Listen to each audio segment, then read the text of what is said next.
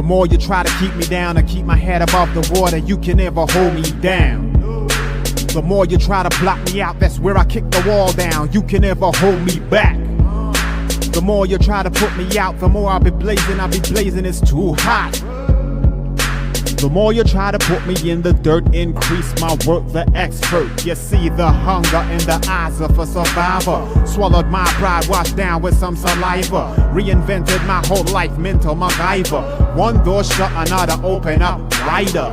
Listen, battle drums in the distance, moving with enough force like army tank pistons. Pray for the strength of Jah to fight resistance. Fight mode, shields up, moving with resilience. The strength of 1,000 lion and the strength of 1,000 giant. Please stay strong. Please stay strong. With the strength of 1,000 elephant and the strength of 1,000 tiger, we stay strong. We stay strong. You know what? That song, right? Yeah.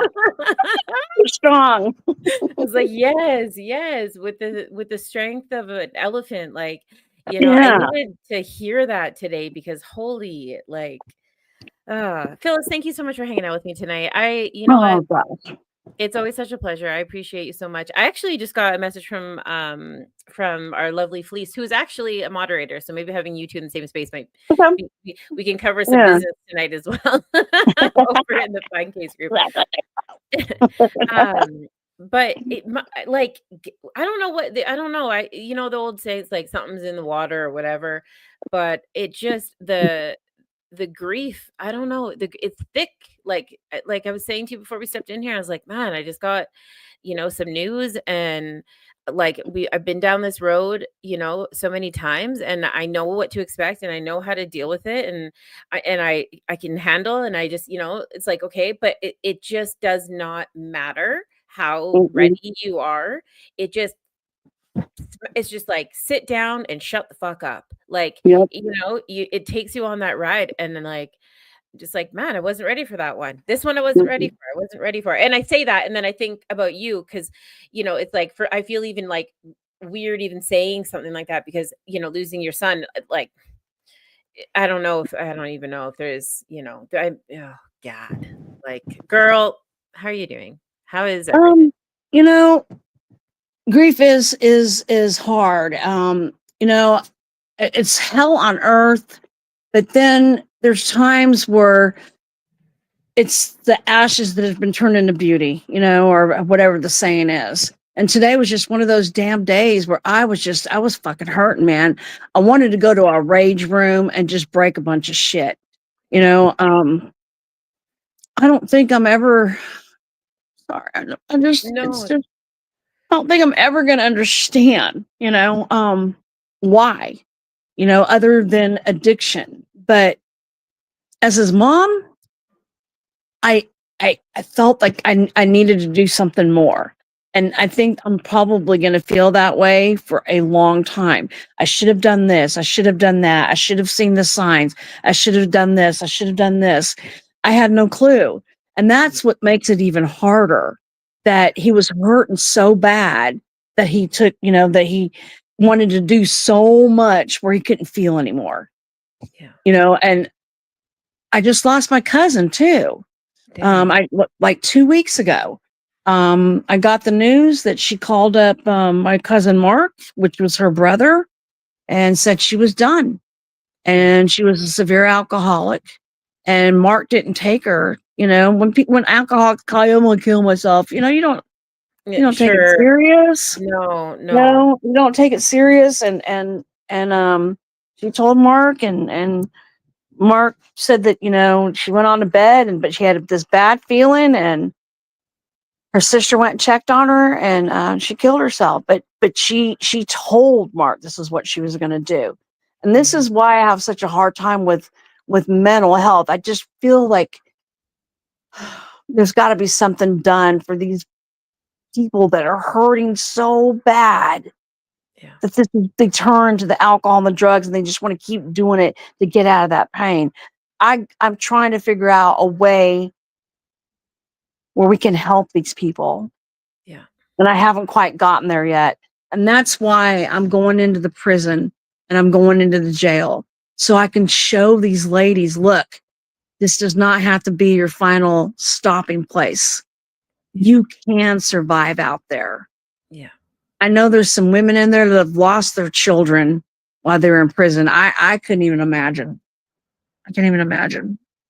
Well, and I think grief is so attached, like, like mental health is obviously a massive umbrella, but Yeah. like if to say that grief isn't directly related to addiction would be so ignorant. It's like without grief, we just wouldn't torture ourselves like that. It's impressive that you're staying sober, and I'm really proud of you. Actually, I just want to take the time to mention that because I know that you're in recovery, and so when people have these bouts of emotions and these days and want to be in these rage rooms, which is a great actually idea for therapy, like we need to market that and set up some rage rooms across the nation, because I think that it would be super beneficial. Doing a rage room would have been really awesome tonight. I would have broke so many fucking dishes and thrown so many glasses against the wall. Right? We need to to go and hit up like the Salvation Army, shake up a bunch of dishes, and then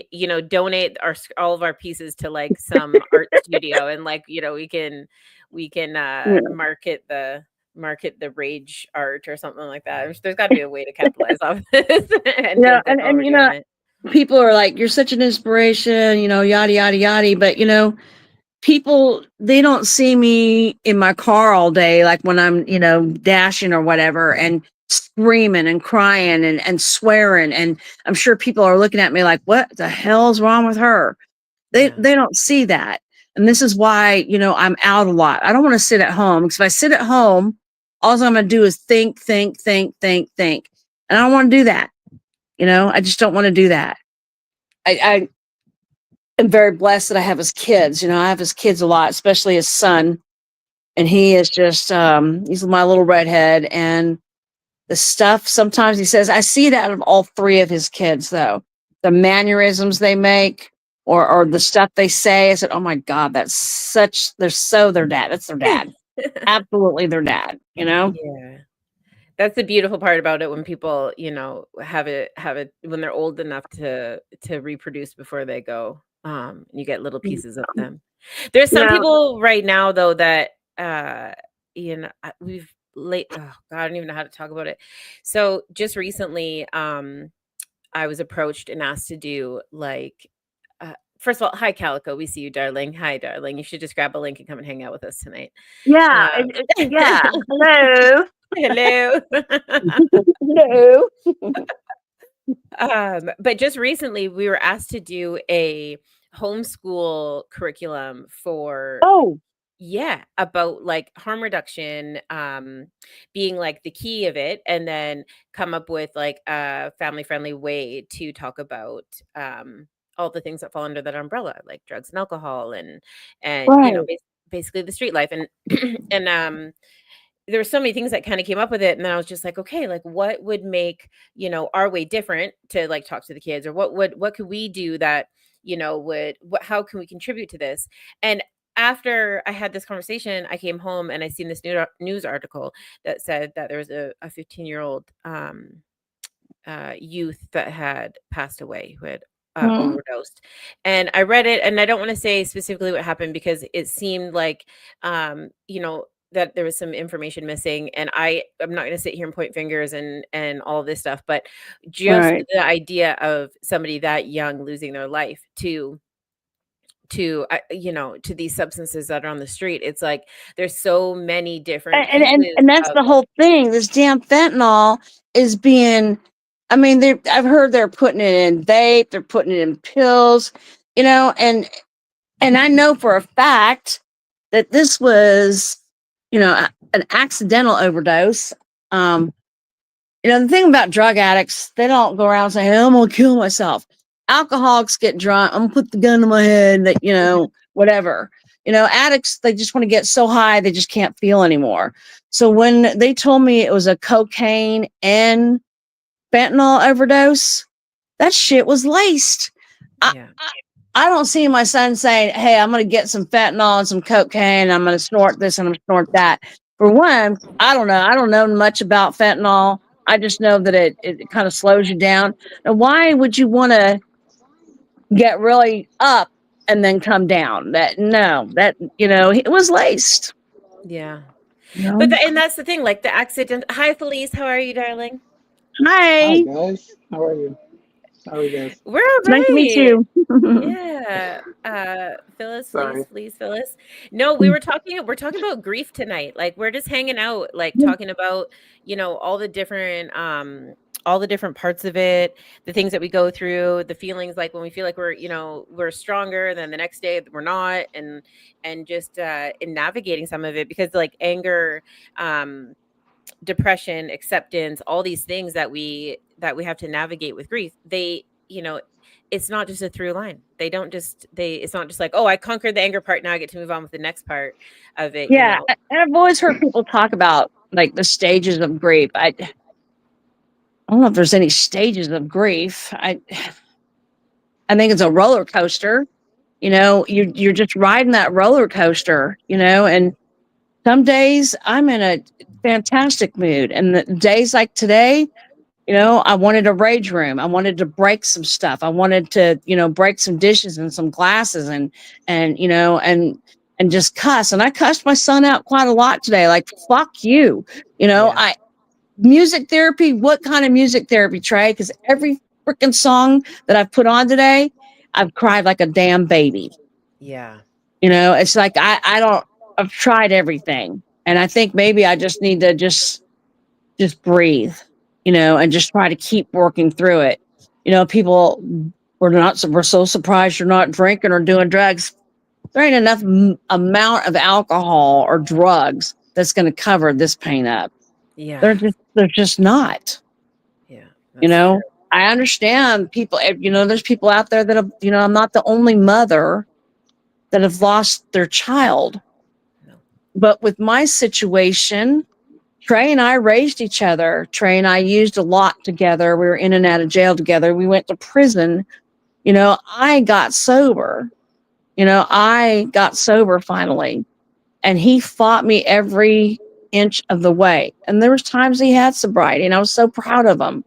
But he would call me Dr. Phil, Captain Recovery. Okay. All right. But it's working for me, asshole. But Yeah, and then you got to deal with that because there's like survival's guilt. He Yep. passed away. You're still here. Like Yep. couldn't have I fixed him? Why didn't he tell me that this is what he was doing? How did I not know it was this bad? Right. Obviously, when we talk about accidental overdose, which I'm sure that that's what it is for people who don't know or who didn't watch your story the Right. first go around, like to have the particular substances that he had in his system, I would say Right. that was an accidental overdose. I think it's the best case of it that I've personally heard. But I just read something about a 15, I think it was 15, and thought he was just taking a pain pill. yes, yeah, And it was yeah. laced with fentanyl, and it killed him. So I don't But know. like, where is the benefit in that though? Like, I have a hard time with this because like, what Yeah. is the benefit? I understand that it's like really addictive. And so it makes sense to put it in things that you think that you're going to get like some return investment Right. on. Like, I understand that part of it, but because people, with these pressed pills and stuff like that, like because you can't tell how much of what, or if you have a hot spot in it or whatever, it's like you just don't benefit from, people dropping. And then, it's like, okay, so if even just thinking from like a business-based mindset for, somebody who's trafficking, if you want return customers, you need these people to have one, some source of income that's going to be sustainable to bring that back, whether it be legal or not. Right. Soliciting to the youth is not a great business model. Like they're not sitting on stacks of cash here. Like, I don't know, correct me if I'm wrong. Like it just seems crazy. And I guess there is something to like the accidental piece being like, I seen this one article where there was a kid that went to a family reunion and there was, one of the adults had left stuff out. Yeah. and the kid passed away. And so, accidental, and then also like accidental in the way that it was that the person didn't even know what it was that they're taking, right? Some of these kids know, some of them don't. So like Yeah. there's like two components to it, but there's some responsibility in this when you're when you're when you're I don't even want to like give the voice to the people who are using, but this is just the Right. reality. People fucking use drugs and shit is around. That's just what happens. But like Yeah. there has to be some accountability there. Like if you have this stuff hanging out, or if you give it to your friend, or like where's the accountability? Like, do you guys have laws in the States for that kind of stuff? Yeah. Well, you know what they're starting to do now, though? If this is what I heard, I don't know if there's any truth to it. If you are in say you're doing drugs and you're in a trap house or whatever, Mm-hmm. and someone overdoses in that house and dies of whatever, they are charged with murder. Now, Okay. so I don't know if there's any truth to this or not. And this is what, I think that police, they need to be more informed Yeah. of drugs, in my sense, because they ruled it as a suicide because he wrote this suicide email to his wife, which he had wrote me several, and I paid no attention to it.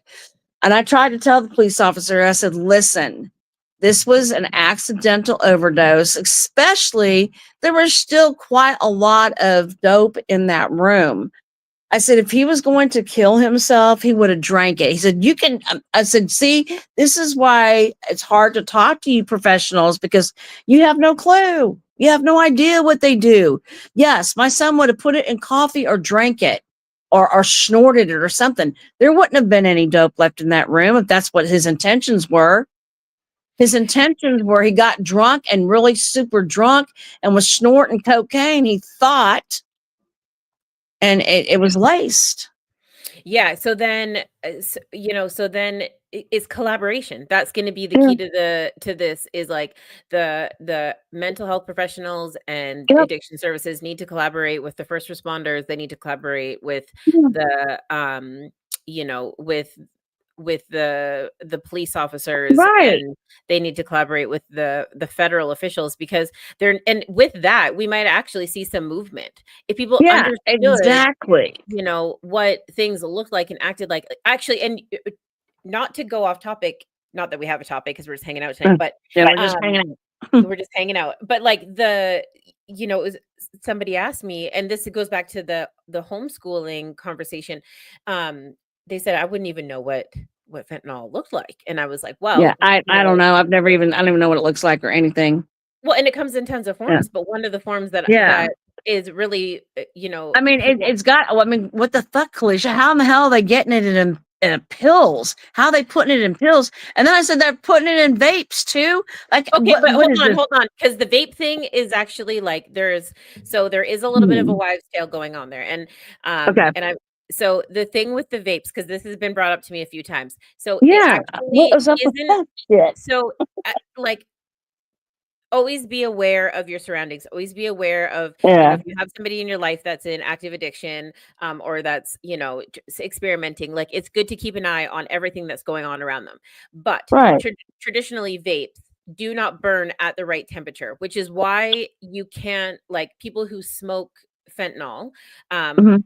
they smoke it out of a different, like it looks kind of like a little hammer. It looks Uh, different than a meth pipe or a crack pipe, and that's because the uh, temperature, you can't have direct flame to it, or indirect flame to it. So depending on what substance you're smoking, it needs to be at a certain temperature in order to achieve that, and in order to vaporize fentanyl, the vape would not accomplish that. So it would be a massive waste. You would probably still like, yeah, you're not going to get high off of that.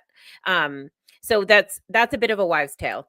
And I can fact check the temperatures actually right now just to like make sure. yeah, But and yeah, his wife, she was, cleaned out his car and everything, and she was hysterical. And she's a straightforward girl. I don't even think I've seen the girl drink a glass of wine. but there were two different pipes, and she explained them to me, and I just lost my shit. I said he was doing meth and crack. Yeah. You know, and I honestly, and I'm not playing stupid or dumb. I think back when he was being like aggressive and an asshole and stuff. I'm thinking, Yeah. you know, that's when he must have been on the meth or the crap, because his eyes were like just black, you know, just black and dilated. And I should Yeah. have caught on them, but I wasn't thinking. I think he was just drinking. So when she told, she, well, she had the audacity to say, well, Phyllis, I mean, how would you? I'm like, listen, don't even go there. How I would know. Yeah. Yeah. You know Exactly. my history. That's how I know. Okay, so according to the National Institution of Health, Yeah. the vaporizers do not, so vape pens hit at about 425 degrees, whereas fentanyl needs to be at a boiling point of 875. So they just don't Oh get hot yeah. So enough. how am I? There's just no way. That's just a Yeah. wives' tale. Yeah. I was like, there's just. I had to think about. You know, my daughter owned a vape shop, Yeah. and she's like, "Mom, that's bullshit. There's just no way. I don't know how they think there's just no way." Yeah, it just doesn't But I exist. think they're just grasping at straws. Oh, it's in everything now. Yeah. You know. No. Well, I mean, it very well could be, but you would have to ingest it a different way. Like that, you couldn't vaporize it into into a way to get high. It just would be a waste. Well, Which you is know, why. go ahead. I'm sorry. No, it's okay. I was just Yeah. gonna say, which is why like different pipes are shaped differently, right? Like with a crack pipe, it has to be like directly on the substance. You just have like a shape, Right. straight Yeah. pipe, Yeah. right? So you can hit the fire. Like meth has to be indirectly kind of off to the side. So you're just warming up like the glass and moving the meth over top of the glass in order to get it to activate.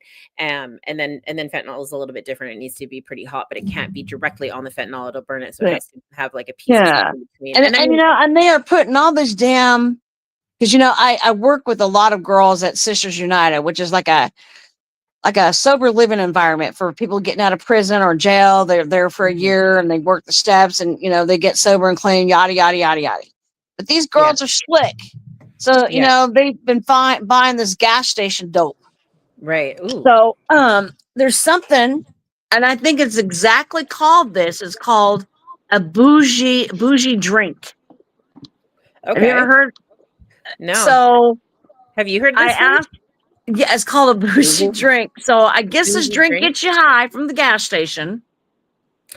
And it's like, she told me it's like being on like Valium and something else. No, you know what the fuck?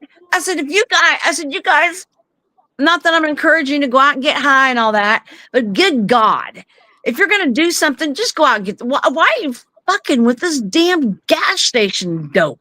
What? That's so wild. I've never heard of And that. it's called, and I'm like, oh, don't get my curiosity going. I mean, and it's called a bougie drink. I'm like, I don't even want to hear about it. Don't even want to hear about it. How is that? Don't even want to hear about it. How are they selling that? Like the FDA, it's probably don't- under like the supplements guideline or something. I want them to show me. I want to see what the hell this thing is. What? That's wild. Why would they would drink? You know, she was, oh, it gets you like, it's like, I don't know. You'll have to. I'm like, no, I don't. I'm not trying it. It's I just like want to know straight what the melatonin hell. or something. I want to know what it is. You know, I want to know what it is. I don't want to try it. That's insane. I thought when they came out with the artificial marijuana, like that, Kratom. really, Yeah, and Oh, wait, kratom and whoa. Yeah, can we talk about kratom for a second, or kratom, or whatever? What? Felice, do you know what this is? I do not. Okay, so What? there's this substance. It's actually it's a opiate derivative, and so they sell it basically as tea, and it has the same effects as, I guess, old school heroin would kind of be the most similar to it. You have to do quite a bit of it, and it's not as strong as fentanyl, so it's like, and it'll actually alleviate your withdrawal symptoms. So a lot of people will go and use it to kind of get through those stages of, through those like heavy duty stages of detox, and they'll use this. Well, they sell it like they sell flipping incense. So you can buy it anywhere. It's marketed as like basically like a sleepy time tea or some shit. Oh my God. It's like, I'm like, what the? It's Mm-mm. crazy. And it's and I'm gonna have to try to find it. It's got to be in gas. And it is called bougie. And Bougie. she says it comes in like something like that, and like you drink the whole thing, and it's like Valium and something else. I said, oh, this is interesting. That's wild. Bougie drink. But this is where the holes are in the FDA. This is the issue that we're having. And this is the problem with the federal government because they do things like, you know, marijuana is a scheduled 1 narcotic, right? So you can't, or yeah, what is it called? Yeah. So you can't legally test it. They say that it has no medicinal value. So in order to get the funding or to even be approved to go in and do the research, you have to go, it's like almost impossible. Yet if you go through supplements, you can put CBD in flipping everything. So, and obviously that's not the psychoactive ingredient in weed like Right. the THC is, but you have all these people at home hanging out, you know, making all these products, and they're like, oh, they're CBD based products, but they haven't actually extracted the THC out of it. And so there's these people, yeah. Been doing lots of reading lately. So there's these people who are, you know, and I don't want to knock everything, because if you're going into these products knowing that THC could be a thing and you're cool with it, cool. But if you're going into it and it's marketed as CBD and you're sitting in your bubble bath and now you got to, you know, pass a drug test later on in the week and you don't know, like the way that the FDA has it organized is like almost impossible to do the proper research. Yet there's all these weird loopholes that you can get around all these things, and Right. they're like flogging the streets with it. And it's totally bizarre to me that this is like the climate that we live in, where everyone is so ignorant and doesn't want to collaborate and don't want to talk to each other. All these, you know, institutions don't want to talk to each other. Right. Because if we did, like you said, like if we were able to collaborate and have these conversations, then maybe we could actually make some movement on these massive crises that we're having. Because my goodness, is it a world to be living in right now? Like we're throwing money at this, you know, war on drugs, but if they would just take that money and throw it at housing and gave people something to look forward to, and you know, if we could find like even volunteer-based programs where people could go in and feel important and useful, like Right. the addiction falls at the wayside, you know, when people feel like they have a purpose. Like, why can't we focus on that part of it and stop trying to come up with all these like hanky panky, you know, solutions that just haven't worked? Or they come up with, you know, I get it, you know, when methadone came out, all you gotta do is take methadone. You don't need anything else. You just gotta take this pill, and then you're not gonna have any more addictions. Well, you're a bunch of fucking idiots, because now you're on the methadone, and if you get off the fucking methadone, you're gonna go through withdrawal. The withdrawals So are now, actually and worse. then they got the Suboxone. Yep. You know, and now they came up with some other Harold ass idea. You take this one shot, you do this one shot once a month, and then you won't need anything else. So I've met people that have done that shot. And what is wild about that, okay, so just to go back a little bit. So the methadone, although, you know, it gave people their lives back, they never talked about the long-term effects that had, because it is just synthetic heroin and it is very heavy duty and it's very hard to come off of. And there really is not. Oh, and the withdrawals from that are heinous. Oh God. I mean, I saw my son go through the withdrawals of being off methadone. I was like, Jesus Christ, I'd rather have him back on that shit. If that's what this is going to do, you know, and it's ridiculous. It gives people like a sense of security, because it's prescribed. So now it's okay. It's like, oh, you know, and it might be safer, but like it's still. And Megan was pregnant with my granddaughter. Mm-hmm. So they took her off the methadone and they put her on Subutex or something. This is more healthier. Right. How can you say this is healthy? She's pregnant. And then my granddaughter had to be put on methadone, a newborn baby, to come off the Suboxone. And talk about pure torture, seeing that baby just shaking because her mother couldn't get out. And you know, that's interesting. That's interesting, because there is people that have successfully done Suboxone. So the difference between Suboxone and methadone, Suboxone has the same chemical component in it as naloxone does. So basically, when you're taking that, there's blockers in there that go in and block the opiates from happening. So you still have so basically it can two ways that it happens. If you are on street drugs and you do not detox off them and you take Suboxone, it will throw you into precipitated withdrawal, which is absolutely Okay. heinous and the closest thing to death I think anyone would probably want to be, because it immediately pushes the opiates out and it throws you into 72 hours worth of withdrawal in about 2 hours. It's heinous, and I don't wish that on anyone. But if you go on Suboxone first, it actually puts those blockers in your brain, so that way when you do opiates, they don't actually have an effect. And so in Canada, what we do, we have this program and it's super successful. Muna's program. I have to double check that. But anyways, it's super successful. And it was considered like radical and wild and I can't believe they're doing this. But what they were doing was they were putting so they would get the Suboxone in the system first, and then these babies weren't coming out addicted to opiates because it was the blocker that they were experiencing and not the opiates. Now, if it's not done correctly, which maybe sounds like what happened, I'm not sure all the details of what you're telling me, because something isn't really adding up to that, because they have a very successful program where these women and babies, they go through all of this, and there is absolutely, there's minimal effects. And she was on, I know she was on methadone, and I thought she was off of everything, but then when I saw Braylon born and she was, I'm like, there was something not right with that baby. So I said, Trey, you better give me some fucking answers, or your mother's going to make a total ass out of herself in this hospital. And and they didn't want to tell me.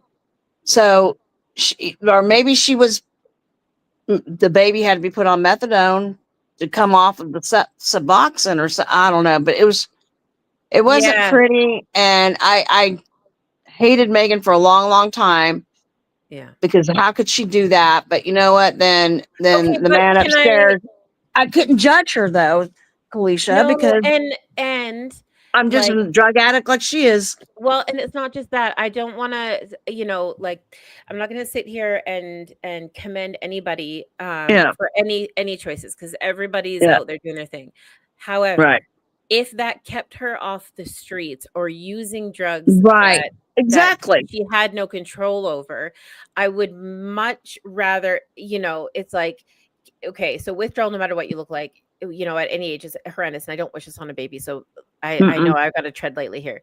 However, if it created a situation where the baby could go on to live a successful and vibrant life, where it wasn't potentially put in a situation on the street that could have, one, ended everybody's life, or two, been, permanently damaging, then I think it's probably I don't want to say less of two evils, but maybe the most productive situation and maybe the most positive choice she could have made in that situation. Because and she's thriving well. Braylon's doing real well. What it was touch and go. We weren't really sure. We thought maybe, she might have been slow or, but she's absolutely doing fine. I mean, she's and she's great, and I'm really glad for that. Now, Megan, on the other hand, go on to have lives like that anyway. Like, there's kids that have, challenges even without that stuff. So, yeah.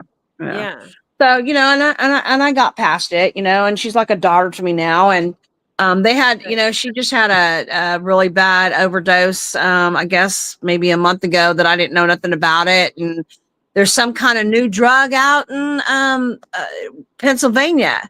It's a animal tranquilizer or something that they're using to get high. Ketamine?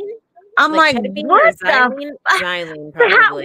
Where? I said, Megan, where do you come up with all this shit? Do you get on the internet and just see what kind of drug gets you higher than the other one? I'm fucking confused. What happened to just doing the normal drugs? What the fuck, animal?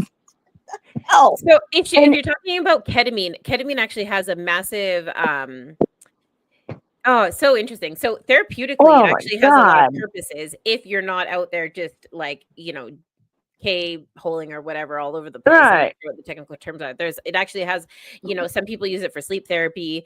Calico said ketamine is common as heck. It is really common, and it's really it has a very thriving life in the rave scene. Now, I'm not suggesting everybody go out and do it. I'm just saying that it's Right. actually more common than you'd think. But it is absolutely what they use to put like large animals, that need to go through surgery and stuff. It's pretty hardcore. Oh my God. But here's what's wild, and like, not to be the devil's advocate here all night, but some people use that to actually come off of heavy duty opiates. Like I know Right. many people that have used ketamine and GHB actually to come off of heroin or fentanyl, I should say. Yeah. I'm glad, people have been addicted to heroin for years, and I did try that, but I'm like, I don't know what people like this shit. You puke your brains out, and then they tell you, oh, that's the real good shit if you're puking. Oh, okay. I'm not signing up for that shit. No, thank you. Tried it. Don't like it. Yeah, some people pay heavy money for that. We're not, no. Calico says it's prescribed as by psychologists for anxiety. Yeah, I've heard that. I've heard that it's actually there's a ton of studies being done right now about ketamine, and I'm really interested to see. Oh my God! What that looks like for everybody. You know what? I heard a fun fact. Do you know that heroin sales have not increased since it was like 90 since 1998? Like there has not been an influx of heroin into North America, nor it has stayed. The numbers have stayed the exact same since the 90s. Like, how wild is that? Because when we talk about an opioid crisis, it's really not it's not heroin, right? It's fentanyl now. Like that's what it is. It comes, and I meant to mention this earlier, is that the reason why, it's coming in and what it looks like last time that I had a conversation about serious fentanyl, it was coming in a variety of colors and looked like little goldfish, when you were a kid and you got like a little goldfish or like a little Siamese fighting fish or whatever, and it has like all those little pebbles on the bottom and it's like all the different colors. Yeah. That's the closest description to fentanyl that I could possibly give you. Some of times it comes in like flat packed kind of sheets or whatever, like rolled out Play-Doh. But for the most part, yeah, you're kind of looking at nerds so fentanyl is kind of like a downer. Absolutely. Yeah, absolutely. Yeah, I'm glad I didn't know about that shit when I was doing the drugs then, because they don't even make them anymore. Somas. They used to. They don't even make those anymore. What the heck are somas? Somas are a muscle relaxer. Okay. And I used to do Lortabs and somas. I'd get really jittery and taking too many Lortabs. Okay, I need to come down now. Then I'd take somas. I mean, I was old school. I never did the heroin a couple of times, but I was more of a pill popper than anything else. Yeah. I mean, that's pretty. Or I snorted pills too. I know that's ridiculous, but I heard you snort them, you get real high. But then my son was laughing at me because a couple days later, I was like, oh God, I know I've got the flu. This is horrible. I've got the flu and I got to go to the doctor. He goes, Mom, you got the opiate flu. Sit your ass down. Yeah, you're detoxing, lady. You're detoxing. You can't go to the hospital and say, I've been snorting a lot of pills, but I've got the flu. Yeah. Jason says Fent is the new heroin. Fent is the new heroin. It's been like, no one can say that I shouldn't say no one can say they're a heroin addict anymore.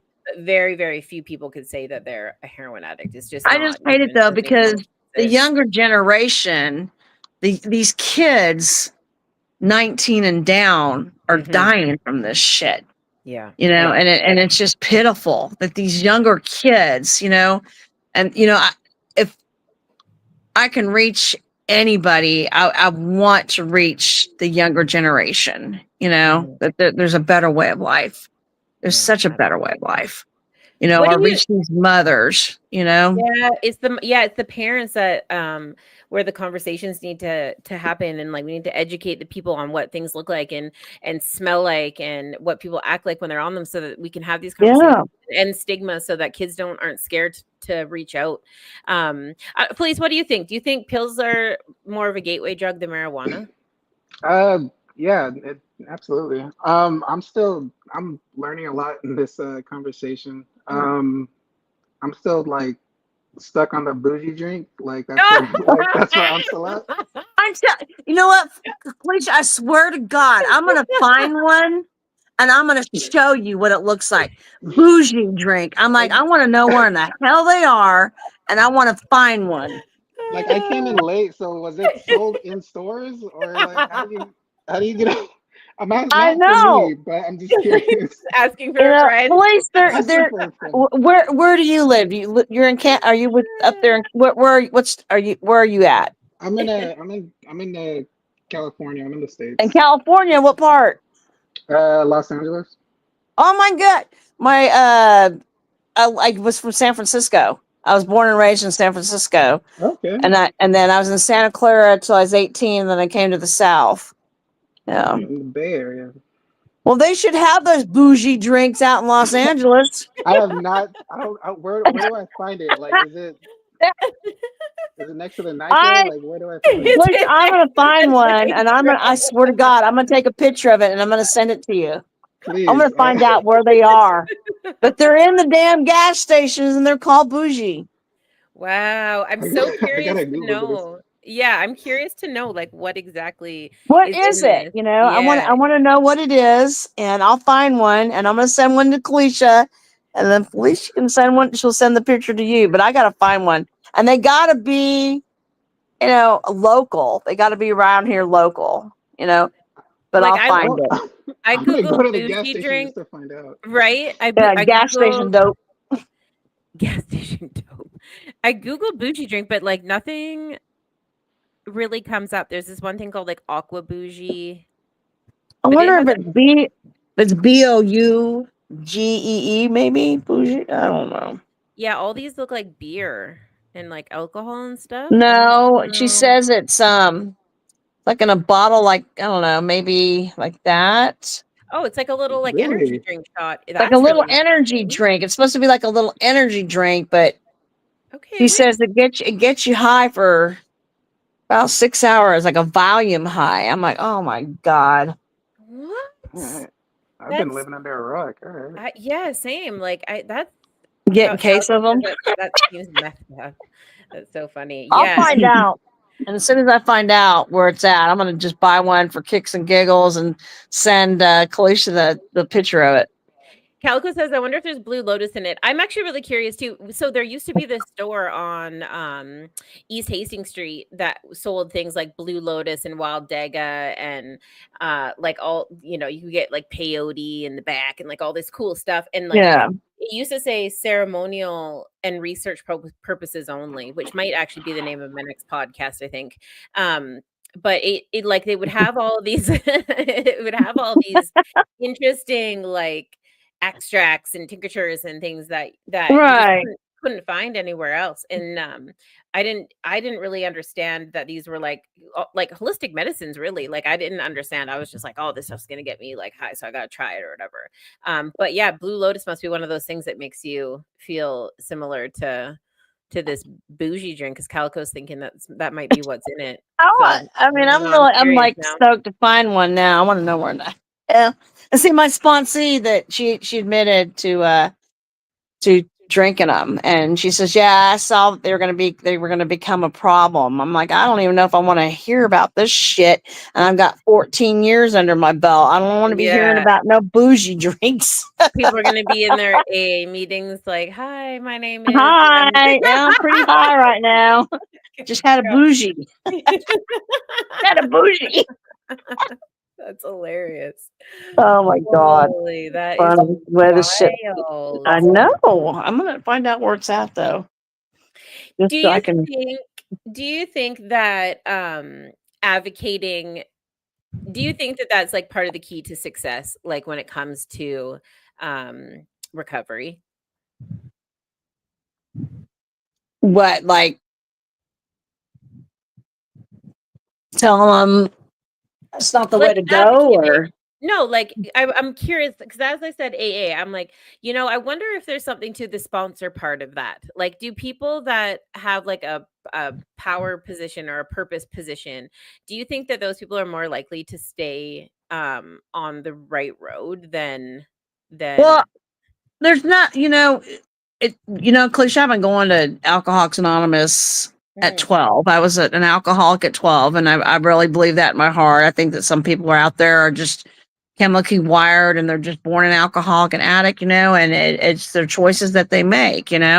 I sponsor a lot of people, but I am not their I'm not their account manager with their money. I am not their ride to and from work. I am not their mental health counselor.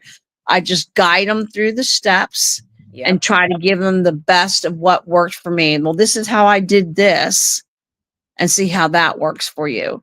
You Yeah. know, there's no, now we do have, they're not, we have people up there that go like the advisory committee, and they get sponsors, or I mean they get speakers and stuff for the big events and stuff like that.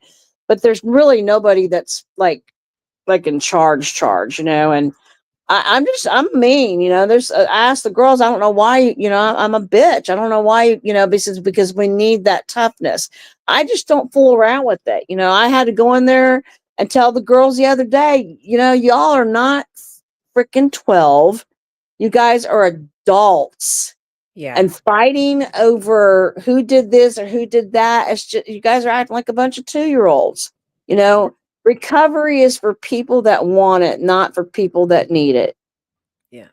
It's just point blank. It's for people that want it. They're not for people that need it. And I said, if you guys don't want this and you're just in here just biding time, pack up your shit and I'll take you where you want to go. There's a homeless shelter down the road. I can drop you off at Tutwiler Prison, because that's where you're going to end up anyway, or back to the jail. Yeah. I mean, it's just so simple. Grow up. Yeah. This is not fatal, final, and forever. You guys eventually are going to be leaving here. You can't live here forever. Yeah. You got to make good choices for yourself. Another girl told me today, she goes, Phyllis, I got to go back to jail. I'm like, for what? They are. So she had contraband in the jail. She had fentanyl, and the girl overdosed and she almost died. So she's good thing she didn't get charged with murder, but the girl survived through the fentanyl. But they're getting her for prison contraband and sales. She didn't sell that girl nothing. Hell, she got it for free. What the Right. what the hell? Sales? That doesn't make no sense. So Wait, she's in some what? I've trouble. never heard of this. I Like, said, I said, listen, I can see them charging you with prison contraband because you brought fentanyl into the jail. how do you even like? I guess the old school I don't way. know where. I Mhm. don't know. Don't know. Don't know. I heard a rumor about the states that the guards aren't paid a whole lot of money, so it's really easy to convince them to be on your team when it comes to things like that. Yeah. That it would be a really easy fix, basically, just to pay the guards more, and it would probably cut Yeah, that's down. what I heard too. I mean, do you see all that shit? All these guards are, for the contraband. The girls at the prison told me that they get more drugs from the guards than they do from them. The guards are the ones that's Whoa. bringing it in. Whoa. Now, there was people that were flying drones around and dropping drugs into the garden at Tutwiler Prison, and they caught on to that shit too. I mean, that place is rough. I told the girls, y'all need to get together. You do not want to go to Tutwiler. There was a love triangle going on there, and see, I know all the nitty gritty that goes on in the prison because I go there once a month. So This is better than So watching there was a AMU. love triangle going on in there. And one of the girls woke up at 2:00 in the morning with hot boiling water poured all over her face. Oh, that's not nice. That's No. not And now this girl is going to be scarred for life. And all they did was take her down to medical. And then she's back in, and they should have taken her to the hospital, in my yeah, opinion. yeah. But it's just not, it's not, and I'm glad that God put me back in that position because I was in prison. Mhm. It's just was a very rude awakening. That's not where I want to be. I don't ever want to go back to prison. Ever do I want to go back to prison. Yeah. But I'm hoping I can reach some people in there. I had, a lot of girls like, I don't know how the fuck I'm going to do it. I've got 27 years. What you're going to do is do it one day at a time. Yeah. What you're going to do. That's the only way you can do it. Yesterday's gone. Tomorrow ain't gotten here yet. You got to stay right here, right now. Keep your feet planted where they are. And then you wake up and you got another day behind you. Well, and that's the best, like, ODAT's got to be the best mantra just for everybody, Yeah. in or out. Yeah. It doesn't even matter. Like, one day at a time, one moment at a time, one Yep. situation at a time. Because even when it comes to, like, grief, which is how this conversation started, like, Yep. it's the same thing, right? Like, when you're in it, you just can't see the other side of it, and it's like, okay, if you can just do the small things, like just brush your teeth or make your bed, or Yep. step outside for a few moments, get tomorrow, walk a little bit further, like just those little things, those little Yeah. those little pieces of I sense of got to accomplishment go is back what's gonna get to you through. I got to go back to the lifers because there's the women on death row. Mhm. And I got to talk to all of them, and they're just like normal people. And Yeah. I'm glad that I didn't know what they did before I talked to them, because I can't judge anybody. No. But what I will say is I hope those girls find salvation, because they're right where they're supposed to be. Some of the crimes that they did were hideous. Yeah. A lot of them involved children, and that just ripped my heart out. Here, I lost my son to an overdose, but here you are, I've offering talked your son and daughter, and I don't get it. I woke up, okay, so yesterday I was not struggling, but I was tired. Yeah. Everything kind of hit me. I enrolled in school, which I'm really excited about. Oh, congratulations. Yeah, thank you. I did my intake interview, which was a few hours, and there was a lot to kind of talk, like a lot to kind of work through. There was like some, I guess, maybe stigma stuff that I wasn't ready for, because Right. in order to take this course, you have to sign a declaration stating your sobriety. That's for everybody. It's just straight across the board, and you have to have 2 years in. And if they are curious, then you have to prove that to them, right, through detox paperwork, or what, Right. urine tests or whatever. And so when I was going through these questions, there's like a lot of things going through my mind, because I'm like, it's just easy to say no, no, no, no, no, all the way down the board. And then when I got to the last question, it said, what lived in experience do you have that would make you the best candidate? Like, what is it about you that you think would make you personable? And I was just like, well, if I say no to all these questions, then I can't really fill this in honestly and truthfully, right? And so I had to bare my soul a little bit, which I wasn't really Right. expecting to do. I was like, oh, I'm just going to enroll to school. It's not going to be a big deal, blah, blah, blah, blah, blah. But I was kind of faced with some things. And so anyways, I get through that, and got the paperwork back saying that they were really excited about my my interview, and my interviewee, she said the same thing. So I felt really good.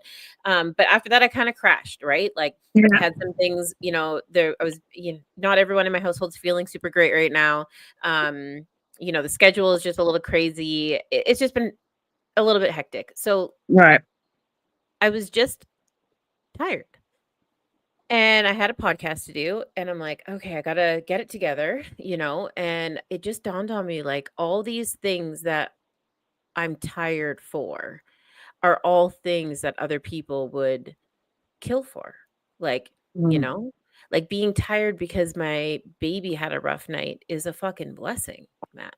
Right. Feeling tired because I got to apply for school is an honor. Like, and how ungrateful does it come off? Like, I'm allowed to be tired, that's okay, but to wallow in it, like, good Right. God, all these things are so positive, and there's so many people out there that would absolutely love to be tired for those reasons. And it just like it dawned on me, and man, did it kick me into high gear. Like we had a great show last night, and I got a ton of content done, and I was feeling so good. And like, I got my school calendar all organized Right. and went through my book list and everything. But it's just like perspective is just so massive, right? Like perspective is so massive because, and just being grateful for the right reasons, because there's a lot of people out here that have lost people who are, Yeah, see, and I struggle with that because then I think I'm crying too much.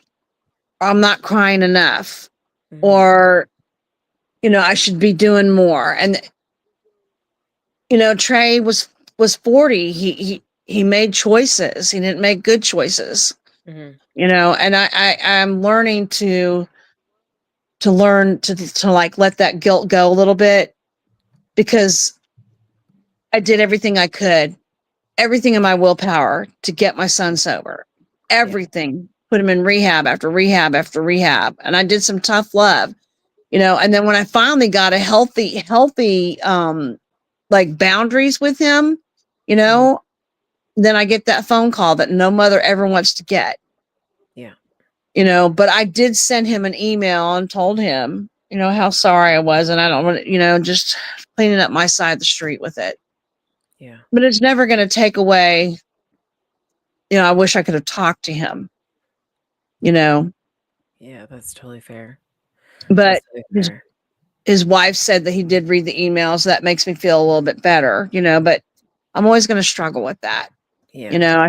I should have picked up the phone or anything like that. But, Trey was my son was sick. He was really sick, struggling with addiction and some mental issues and health issues. And, I think Trey wanted to be sober. He just didn't know how to get there.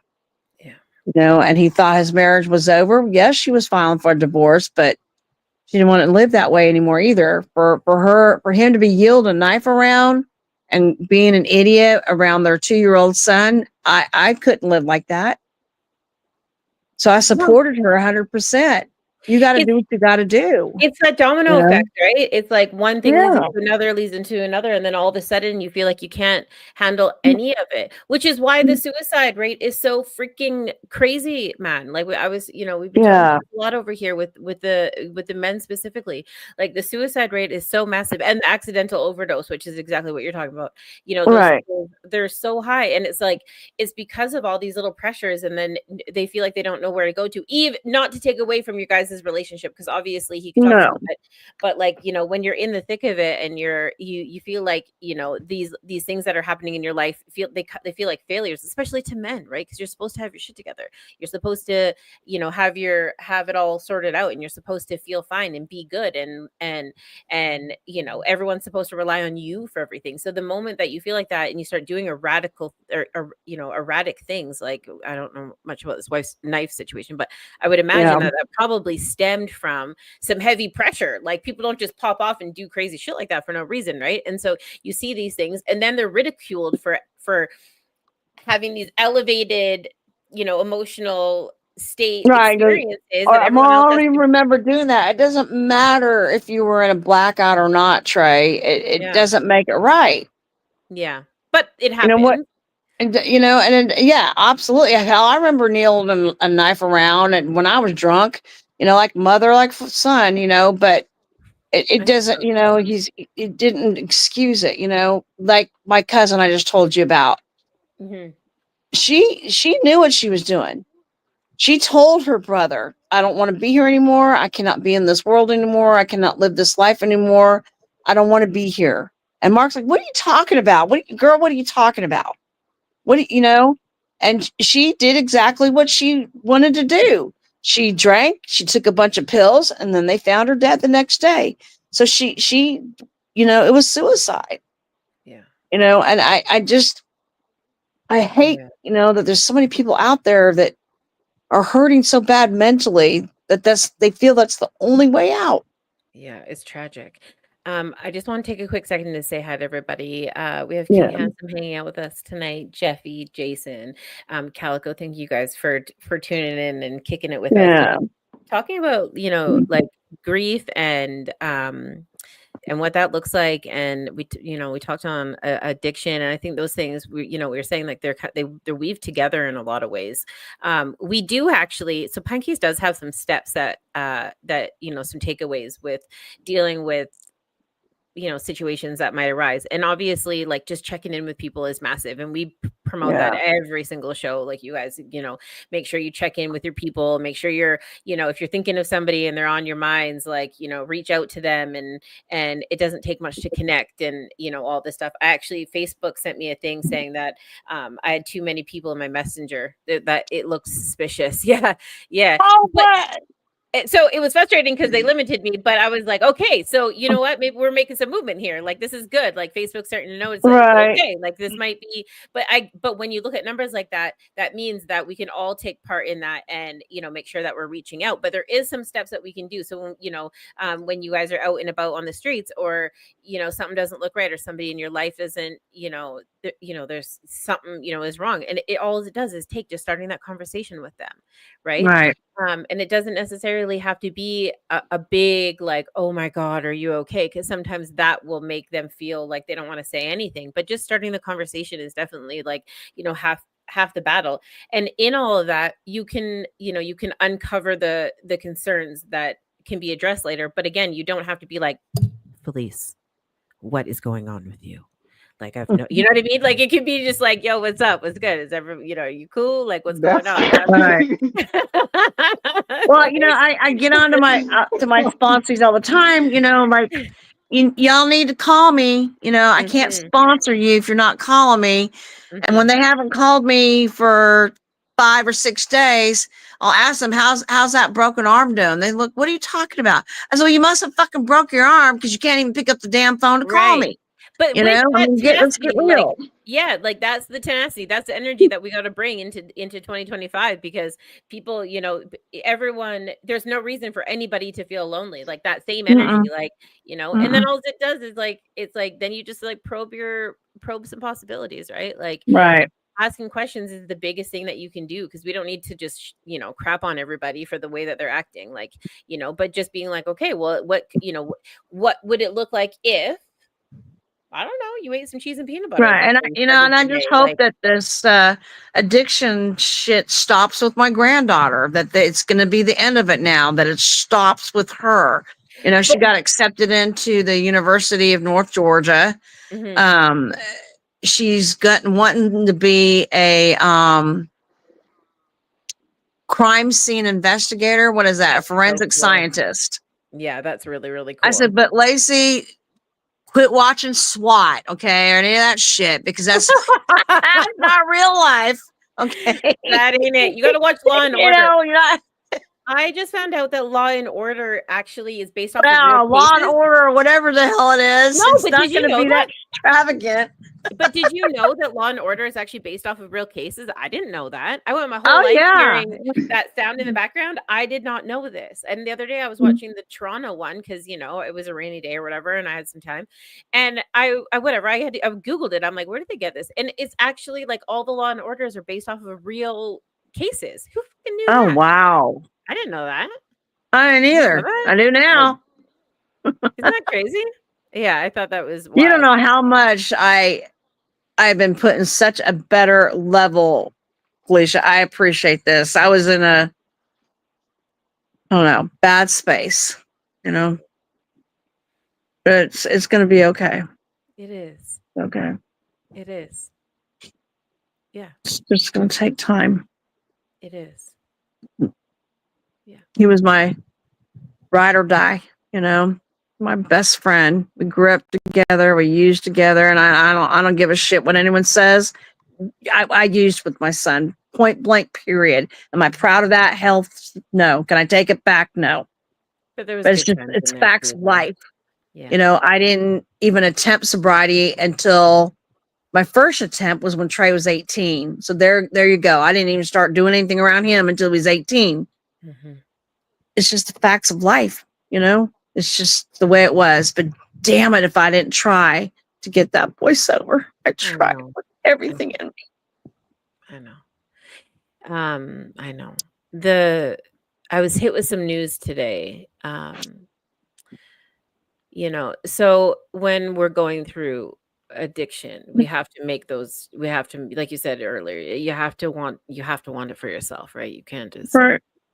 and so we're very much responsible for our own, health. However, when you go through some serious heavy duty shit, there's people that just happen to be in your path that get you through some stuff. And there was this guy, mind you, he had, our lives had kind of crossed paths a million times because of our, family and friends in our small town. But this one particular night, when statistically I probably shouldn't have made it, when people are getting ready to get clean, the numbers are extremely high to overdose, right?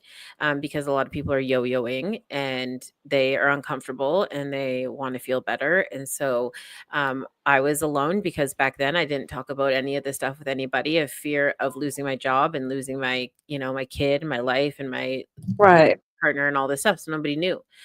But there was this person who showed up and he had all of the things to make me not feel better, but definitely not feel as terrible. Right. And oh, hold on. And he had all of the things that, ginger ale and all this stuff. But more importantly, he never left the house. He stood in front of the door. Oh, He wow. did not sleep. Every time I woke up, he was like, wasn't going anywhere. Like, you will make it to that appointment, come hell or high water. You can kick and scream. Right. I don't really care. Standing right here. And so to me, he was an absolute superhero, right? He saved my life. I mean, that goes without saying. And Right. he passed away. Mm. And it just like, it took the absolute wind right out of my sails, because Yeah. when you have, right back there you are, when you have those moments, now obviously with you and your son, those are bigger because you guys are, like connected in a mother-son bond. But Right. it's like when you go through those things with people, like, God, the relationship, I don't know how to explain it. Like, in use, I don't know how to explain that. It's like this kick and fight in people, and this like unconditional, love, this like this grit and grace that comes out of it. This heinous situation. Like, you really have to give a shit about somebody in order to do that for them, and that loss just like it like decapitated me today. And I mean, Yeah. really mean that. Like, it felt like it just Yeah. popped my head off. It, I was like, wait, like, I yeah. owe this And person my life. learning about my cousin, it was like, geez, and this is my cousin that I grew up with, my first cousin, it's like, it's wiped out my entire family, the bloodline, my alcoholism and addiction. My brother Tim said we have, I think he said 17 or 18 like first cousins, the very first cousins that we, grew up with. Out of that, there's 7 of them up there in heaven that it's all addiction or alcoholism. So then And how do we stop? Like, so how do we, I mean, how do we stop it? Yeah.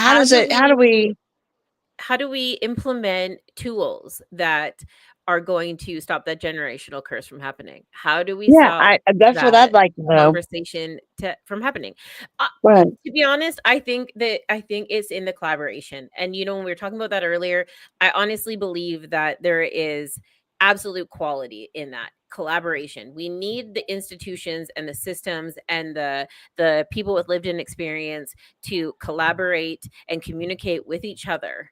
We need to hit stigma head on, with all of them being a united front, and have the conversations where people feel comfortable and safe saying, hey, listen, we don't actually need safe supply. We need X, Y, and Z, or we Right. don't need, you know, a paycheck for the rest of our life. What we need is somebody who will employ somebody that looks like me.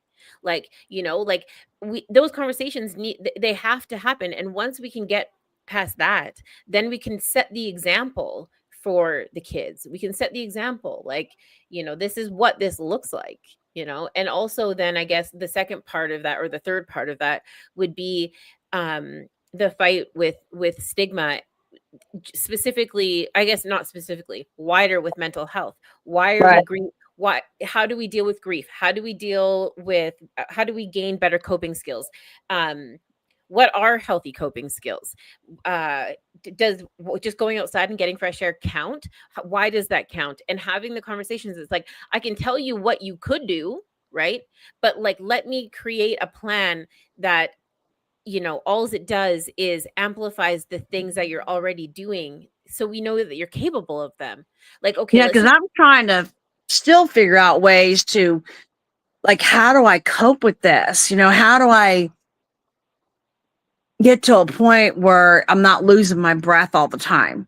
You Mhm. know, or you know, like, I've got to figure out something else. I've tried music, that's not working. Yeah. So, you know, I think what I need to do is, you know, I know when I was going to the gym, it was helping because it was releasing all those endorphins. But, you know, once you don't go for a while, you're like, oh, fuck it. I don't feel like going back. Yeah. So I got to get, fuck it. I'm going to go. Yeah. You You got to get know, that. like, Yeah. Yeah. yeah, You I'm got to going to get that go. attitude. Whether Yeah. you Yeah. like it or Yeah. not, I'm going to go. You Yeah. know, and I just can't, I haven't been able to get back there, but I know that helped a lot. You know, I know hanging out with my grandkids helps a lot, you know, especially his son. You know, Trey's always wanted a son and he got a little redhead boy, you Mhm. know, but then it's hard to balance too, because then Katie finds out that, oh, you took Alex here and there, because she goes through my phone. I'm like, you know, listen here, Kate, can't always Yeah. be with you 24/7 either. You know, so Yeah. it's just a Totally. balance, you know, but you know, Well, and and I then know in time, people say time, time, time, time, time. I don't think time's gonna fucking fix this. no, I, time I, doesn't I fix don't think it. it's ever gonna fix it, you No, know? time doesn't fix it. And the thing with music, so obviously, like, music is one of those things because it can trigger a ton of emotion, which is really hard Yeah. to sit So with. I'm like, this isn't helping, Trey. I thought you Yeah. said music therapy helped. Yeah, but here's the thing. So there's a few different pieces to music therapy that I Yeah. think that you could benefit from. And I Okay. sent it to you. It's the Yeah. frequency. So it's not necessarily having to listen to songs that are going to trigger those moments and those memories, right? Right. Because Right. that's a lot to flip and work through. I mean, think about every Yeah. time, you know, and I'm sure people in the comments can contest, Fleece. I'm sure you probably feel the same way, you know, after like a breakup or a friend breakup or whatever, you Right. know, that it's like you can't even listen to that playlist of songs anymore because it just, Right. you know, you don't, it's so hard. Like, so I don't necessarily suggest music in that way, but frequencies are Right. extremely important, and there's certain frequencies that you can listen to that you know will give you that will trigger your pineal gland, so you're going to get, you know, I'm gonna try it tonight. I'm gonna your listen to it tonight. endorphins, yeah, your Yeah. dopamine, your serotonin, and all of those things will be released properly in a very, I don't want to say smooth sort of way, because that's kind of like a bit cheesy to say, but in a very healthy and organized way that your body does naturally, that will then put you into the right space. So maybe some of it is like, you know, you can look at like sleep. You can look at, you know, frequencies to get you into sleep therapy, so that way you're hitting the right REM, so Right. that way you're feeling rested enough to then tackle these emotions. Or something, you know, as serious as serotonin, where you're actually triggering that hormone to get that flood to then to feel better. Or, you know, there's other ways to utilize music that's not Right. just a cut Okay. and dry as like listening to Tupac and you know, figuring out like that. That doesn't always work for me. In fact, I would even go to say that a lot of the times when I listen to certain music, I then have more to work through. It's like a therapy session. It's like, yeah, it feels really good, you know, 3 days later because you've gone through it, but those 3 days afterwards were like absolute chaos because, you know, you had to go back and kind of like live through all the shit you talked about. Like It's not necessarily the way to go about it. However, When it there's was AC/DC came on this afternoon, I was listening to Sirius Radio, Highway to Hell. I cranked that damn thing up and just yeah. crying my eyes out. Help! That's awesome. That's Oh awesome. God, it was But great. I think the frequency thing will like it'll do you some good. I play Yeah. it. I always notice like, if I play it at night, a lot of people in my household don't even hear it, but they all kind of wake up feeling better and they don't really know why. And I'm like, Yeah. I know why. I know why. So yeah, definitely check out the link that I sent you earlier because I think Yeah, I definitely can try it tonight. yeah, and Calico says Insight Timer. That's another great app. I highly suggest it. It was given Okay. it was suggested to me by somebody who is very important to me and was a very pivotal part of my recovery, which I say I'm always in recovery because it's not just drugs or alcohol or whatever. It's life, it's grief, it's the crazy, like, just constantly in recovery. But Insight Timer is such a fantastic app and it has Okay. a bunch of different things that you can do in there. I think there's guided meditation in there. There's sleep sounds. There's all sorts of things to play around. So I highly suggest Insight Timer Okay. for I'll you for definitely sure. check that out. Yeah, Felice, what do you do? Like, what are some of the things that you do when you're trying to deal with like cope with grief? I mean, you're no stranger to that either. Like, this is a topic that's very much in your wheelhouse. Yeah. I don't know. Different things kind of work at different moments, depending on like how I'm feeling about the grief. Like where I'm at mentally on it. Yeah. It's like I don't know. Like it really does. For me, music does help for me. Just like kind of music that will like make me kind of feel good and get my mind off of it. Yeah, Um, totally. but like um, I mean, when it's kind of dealing with grief, yeah, that's something that that's kind of gonna stay with you, especially if it's something that you really really cared about. Yeah. Like I'm always gonna deal with my my dad. Yeah. Uh, just a few months ago, one of my best friends, same thing. He um, I don't know if it was an accidental overdose or what, but he passed away. And like there's some music that we listen to that like I love and I try to listen to it and I'm just like I like it's really difficult to go back on it. Um, Yeah. but I mean there's it's kind of music that will uh, that kind of puts me there it's at least music that will kind of like put me in a better mood. Uh, like I think Marvin Gaye helps a lot for me. Like I listen to like a lot of Marvin Gaye, like just a lot of Soul Train stuff. That'll kind Oh, of I put me in a do. happier Marvin Gaye, mood. he's great. Yeah. Yeah. So Just real I listen quick, to DJ. Sorry, guys, real quick. Santana helps me a lot too. The old Santana, Oh, yeah, yeah, Yeah. he's amazing. Yeah. Sorry Yeah. to interrupt. Just real quickly, DJ Lion says goodnight to everyone. He's heading off to bed. He's got school in the morning. So good night, Okay. Well, DJ I'm Lion. gonna probably head good off night, here too DJ. soon. It's like, what Yeah. time is it over where you're at? What California? It's like what? 8:30, It's 9:30. 9:30. 9:30. And Felicia, what time is it for you? 10:30. It's bedtime. Oh yeah, it's 11:30 here. Oh my gosh. Okay. Yeah.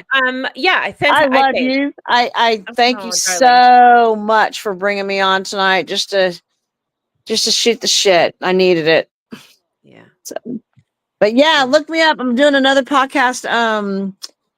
Mother's Day, Talking Trash Recovery, and it's just I love it. Those guys are cool. They're just funny as ever. That's awesome. So, Yeah, we'll definitely be there. We'll make sure that it's posted in the group so everybody knows where to go yeah, and find it. Phyllis, thank you like always. You're such yeah. an inspiration. Thank We you. appreciate all of your wise words and your life experiences. And know that we're here, darling. Thank you. And I Cheers I for you, needed losing it. yours. I just in a bad space. Yeah, no, we can't have that. We're here. We love you. We Yeah, adore I you. love you too. It All was right. nice meeting you. You too. Thank you. Yeah. All I right. will definitely check into those bougie drinks because I'm gonna Yeah, get let us one, know. and I'm gonna have to send y'all a picture. And like, hey, Yeah, I we'll gotta all look be for that too. anticipating that for I sure. That's found it. too funny. That's hilarious. So, All right. Well, I'll take you out of the studio. You go enjoy some okay, sleep and check all that right, link that I sent you. all right. Love you guys. Bye. Love you too. Bye. Thank you. Yeah, That's so no, cool. I know she's amazing, right? Like, yeah, she's so cool. The story is absolutely horrendous. I mean, but it's like to go through a life. There's a ton of people that can, if they're being honest with themselves, that have partied with their parents. And so for her to come out here and be like, this is what I did, this is what I've done, and I still feel grief and I still feel these things, and I'm allowed to do that, and I'm allowed to feel this way. Like, I just appreciate her so much for that, because people need to hear it. Like, not everything is perfect. Not everybody has, this bullshit artificial white picket fence relationship with their kids or with their parents. And so her honesty, I think, is just, it's raw and it's real, and it just holds just a ton of value. So yeah, Yeah, she's really thanks. out there with it, and I really respect that. And that's something that you don't hear, like you don't hear people just kind of like talking about that like that. And she's really on it, and Yeah, that's that's really good. I love that, and people really do need to hear that. yeah. Because yeah, that's a lot of people do like kind of sweep up their clean up their story, and it's like it's not that clean. Like It ain't there's that. It there's some ain't like things that that. Yeah, exactly. It yeah, ain't like like that. there's You lying. Totally, totally. No, it's true. It's but so true. Like, it's really cool. She's really raw and unfiltered, and it's just like, holy crap. The thought of and her being in that's what like some a people need too. it's listen, I needed it tonight. Like, it's just like, just tell me something. Like, let's, because it I don't want to say verifies or justifies how I'm feeling, but it's like I don't feel so alone in some of that. It's like, Yeah, it I gives mean, you like not a that I sense ever of do, direction. but it gives me a sense of direction. Yeah, exactly. I'm like, okay, okay. And also, like, it brings me back to like some gratitude, right? Like, all right, man, this chick's out here just fucking grinding on some shit, like, for real. Like, I can appreciate being tired for these reasons. Like, how dare I sit here and be upset when people really do lose their babies? Like, holy fuck, I Yeah, can't even with that. That's just, it's too much, right? So but I appreciate everybody that comes on here and hangs out. It's a tall order, and it can be really uncomfortable, but yeah, I think it's really valuable to the community, and to the larger world. I mean, the messages that have come in lately are so extraordinary, right? People that are in the other end of the planet that are just like, I feel like that, or I'm so glad that person said that, because I deal with that every single day, but I'm too scared to say anything. Or the ones that are like, it gives them the courage to seek help, because now, if that person who looks just like me, um I mean, Recognize was another one. When he came on, when he was talking about the challenges of parenthood, right? Like, we talk about mhm, um what I was gonna call it prenatal. That's not the word I'm looking for. Um, when moms are feeling hella stressed afterwards, but no one talks about the dads that go through that feeling, or like what that looks like. And so to have people that are easy to relate to, but have the courage to come on here and talk about it, it's like, yeah, there's so much value to that. It's freaking crazy. But you know that, absolutely. because it's not your first go round out here either. I mean, you came on here and brought all sorts of awareness, like, so it's nothing, it's just, it's amazing how blessed, right? Like, how blessed, man. Yeah, and Yeah. I forgot what I was gonna say. I'm like Postpartum, like I said, postpartum, that's the word I was looking postpartum. for. Okay. Yeah, the postpartum, and like that, just the challenges of parenthood and stuff. But hmm. It's a wild world, It's Felice. It's a wild world we're living in these there's days, man. It is I'm wild. I'm so like yeah, I'm trying to like on it like my head's very clouded today. That's There's a okay. lot going You're on. you're That's okay. You're allowed to be clouded. I do want to touch before we get out of here though. I do want to touch on where everybody can go for first of all naloxone kits. You know, you guys can go ahead and go and ask your pharmacies for them. Go grab a couple of kits. You can get nasal sprays and injectables. They're free. So go and get them, put them in your first aid kit, put them in your car, put them wherever you need them. And if you guys need a demonstration, just let us know.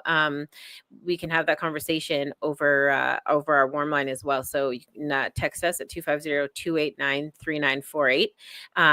We got, you know, lovely volunteers that will absolutely answer that phone and let you guys know where you can go or how to use them. So again, naloxone kits, or Narcan, as you guys call it down in the States, it's free for you guys. Actually, I don't know if it's free. Do you guys have free access to it? I keep saying that, but I don't even know if that's even true. Like, what does the access look like down there for naloxone kits? Do you know? I don't exactly know. Mhm. I do have the nasal spray. I have a couple of them. I don't know how I got them, to be honest. I don't like. No, that's okay. We'll send them to the pharmacy Yeah, because that's where you can definitely go and ask for sure. But yeah, I it's will really definitely important. find out. Yeah. I gotta find.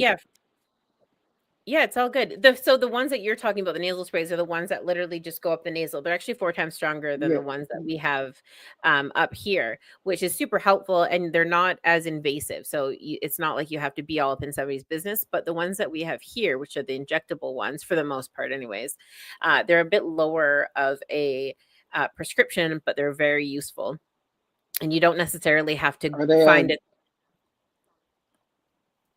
are they over the counter, or like you just buy them on the shelf, or? You can just go and ask the pharmacist for a few kits, and it has everything you need. They actually come in these like little zipper packages, and it has everything that you need in there: Mhm. sandy pads, gloves, everything. And you can actually go straight through people's clothing into their leg. You don't have to find a vein or anything like that. And if one doesn't work, you can use 2 or 3 or 4 depending.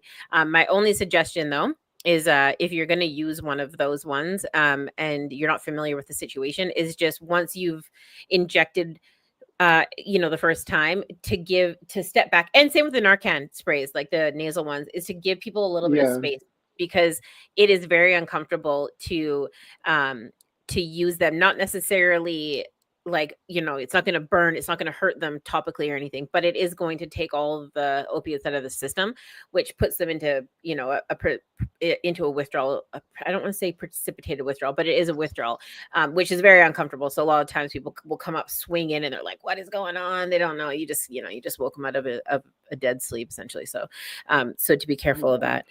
Yeah, it's pretty wild. But I mean, I've used one on somebody who did not know me that well. And although they don't remember, I do. And the other day I seen them come across my Facebook and they were celebrating a birthday with their family. And I was just like, heck yeah. Heck yeah. They're just out there living their life. Like, heck yeah, you know, out there smiling, just doing things. And I was just like, that's absolutely worth all of that, you know? So, yeah, that's something to feel good about. That's yeah, really cool. yeah, it was really I love awesome. that. And then the other part too is 250-289-3948. You guys can get the information for the naloxone kits, but you can also just hit us up and chat it out. That number actually has been probably busier now than it has ever been. Same with the DMs, which I'm going to start pushing people further or over to that number harder, just because Facebook is not a fan. But that just goes to show that even with the sun coming out and spring being here, it doesn't take away the pressures that people are going through. So, you know, hashtag 988 is another really good service that's in Canada and down in the States. And it's available 24/7. So you just have to hit the pound sign 988, and there is crisis professionals on the other end of that as well, and they'll be there to guide you through, you know, the heavy pressures that you're going through, the suicidal thoughts or anything like that. So you know, don't hesitate to use those. The government has made it very easy now to you know, to have that number. It's just like a 911. Okay, we know that the nurse's line is 811, and the suicide prevention line is 988. So it's like they're doing their part, so we need to do ours by using them and by pushing the information out there. So You guys, thank you, Calico, for putting in the comments. I just seen it pop up. That's really cool. I appreciate that so very much, because man, some people don't know, right? They're like, I don't know, I didn't even know that hashtag 988 even existed. And I was like, yeah, man, use it. Use it, please use it, or call us. I mean, we're around as well. But on that note, I don't know, I'm not going to keep you forever. I appreciate you hanging out, man. Listen, I was like, I don't want to not go live tonight. I want to hang out and talk with some people. Like, I don't know, it feels, sit here and promote wellness all the time, but I have days too, and today was definitely one of them. So I appreciate you hanging out with me and all that Absolutely. good stuff. No, I love hanging out with you guys. I wish I had more to input. Like I really just can't I can't think fully for some reason today. I'm like half-assing it today. That's So all right. but no, like I'm really like I was listening to you guys' conversation, and I just like some of it, like had me thinking, and then the other part, like like it was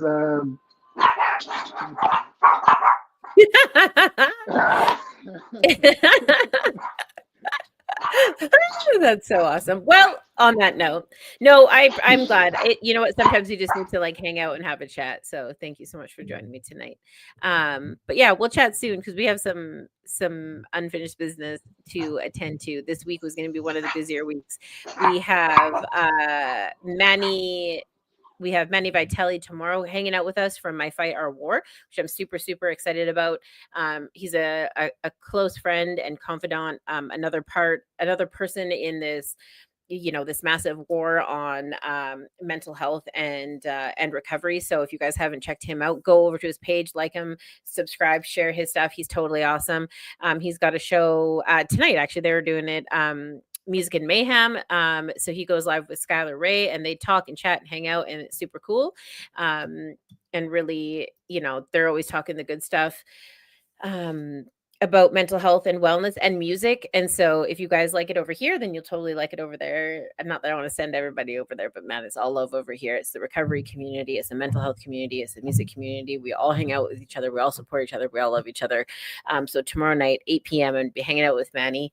The other thing too, that I want to talk about before we get out of here, excuse me, I had a couple of tears today. It was tougher one than usual, is we've kicked off our fundraiser. So we have started, gosh, where have we started? Calico had the birthday bash. DJ Lion tore it up on the turntables, and they had some really rocking guests over there. They did a workshop with DJ Allgood, and it was very successful. So thank you to everybody who turned out, showed up, and donated to the fundraiser in person. Now we can go ahead and take advantage of the situation, in the electronic WWW world. We are going to be launching our t-shirts coming up here pretty quick. So those will be available. You guys can go ahead and purchase those. And that's another way to support us. But if you just want to be a part of the bursary and scholarship program, it is super, super easy. Sending stars will absolutely go towards that. So you can send stars. We accept e-transfers.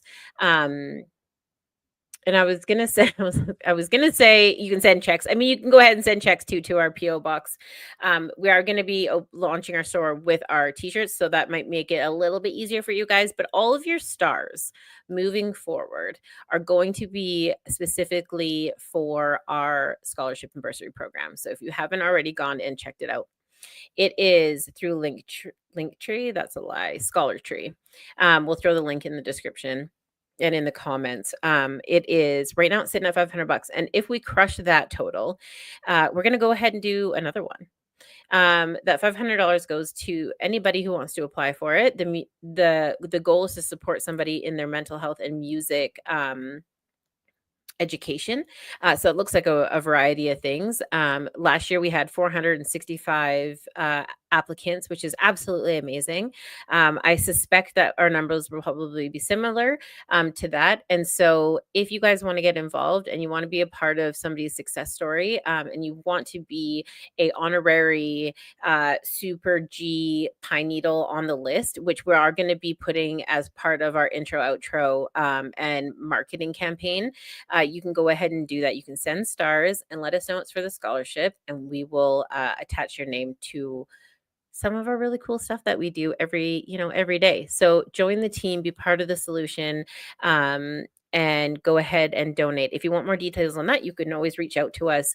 Our email, actually, which I'll post for you guys right now, my little unpromptu chill session tonight, is pinecaseforyou@gmail.com. It's, we kept it pretty easy. We wanted to make it accessible. Pinecase for you. We want to make it accessible for you guys. We obviously don't want to have any barriers between you and us for any sort of reason.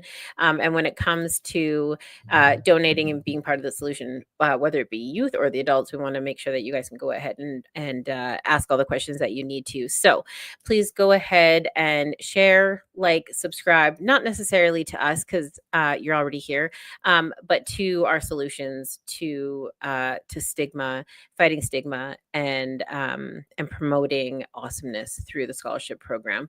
Thank you guys so much for hanging out with me tonight. I always appreciate it. You know that as much as we try to do over here for everybody, I get that back tenfold. And Calico and Candy could say the absolute same thing. We get it back tenfold from you guys. Thank you for all the comments. Thank you for all the likes, the follows, the subscriptions. Thank you so much for everybody that reaches out in the DMs. Thank you so much for the love and the mail and all of the things that you guys put energy into to support us. It makes a huge difference. And it doesn't go unnoticed, none of it. And it's a big deal. So once again, for this week, I was going to say see you next Tuesday, but we'll actually be seeing you tomorrow night at 8 p.m. You guys go ahead and check it out. It's going to be me and Manny from My Fight, Our War. It's hard not to say see you next Tuesday. See you tomorrow.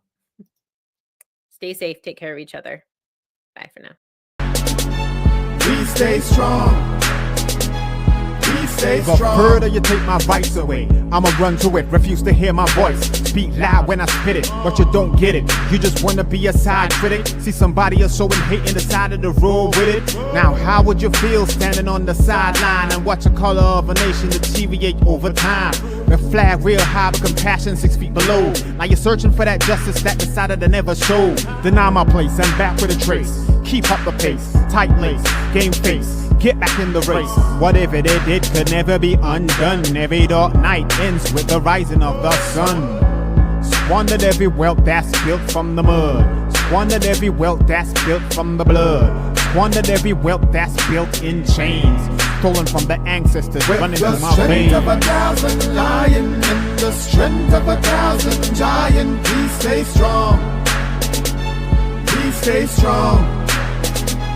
With the strength of 1,000 elephant and the strength of 1,000 tiger, we stay strong. We stay strong.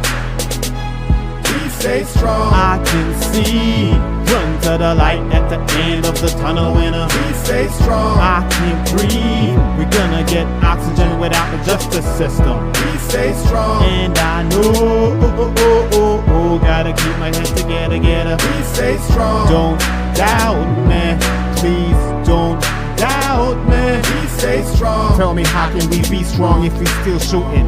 Tell me how can we be strong if we still looting? Tell me how can we be strong if we still hating?